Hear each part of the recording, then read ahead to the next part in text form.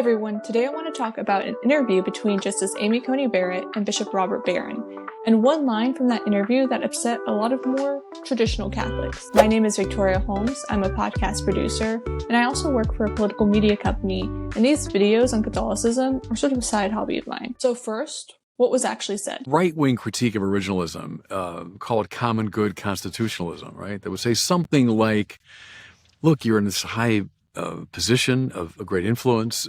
We should seek the common moral good as much as we can. And so to kind of hide behind, well, that's just what the law says. I mean, why not do whatever you can to promote a more moral vision of society? What's wrong with that approach to it? You know, it's actually interesting. A lot in the academy of the proponents of this theory happen to be Catholic. Yeah. Let's see. I believe in natural law, and I certainly believe in the common good. I think this goes back to the who decides question. Mm-hmm. You know, I think legislators have, the duty to pursue the common good. I mean, within the confines of the Constitution and respect for religious freedom, et cetera. But the idea that the court is well suited, or that any court in the country is well suited to that task, is a different thing entirely. I mean, the Constitution distributes authority in a particular way. Mm-hmm. The authority that I have is circumscribed. That's the reason why we have a document like the Constitution, because it's a point of consensus and common ground. And if we start veering away from that and reading into it our own individual ideas of the common good, it's going to go nowhere good fast. The key phrase people reacted to is common good constitutionalism. This is the idea that the Constitution should be interpreted in a way that promotes the flourishing of the political community as a whole. Things like moral order, social stability, and the well-being of families and institutions. That puts it at odds with dominant modern approaches like originalism or libertarian constitutionalism, which tend to emphasize historical meaning or individual rights above everything else. This idea draws heavily on classical natural law. Think Aristotle and Aquinas, and on Catholic social thought. And on first hearing, it sounds pretty appealing, right? After all, courts already make moral judgments all the time, usually while insisting that they're being neutral. Here's where things get tricky. And I'm just going to shorten common good constitutionalism to CGC because it is very difficult for me to say. CGC emphasizes legitimate authority over radical individual autonomy. In this framework, the state may permissibly constrain individual behavior, especially when doing so promotes moral goods or social cohesion. Liberty still matters, but it's ordered liberty, not absolute freedom.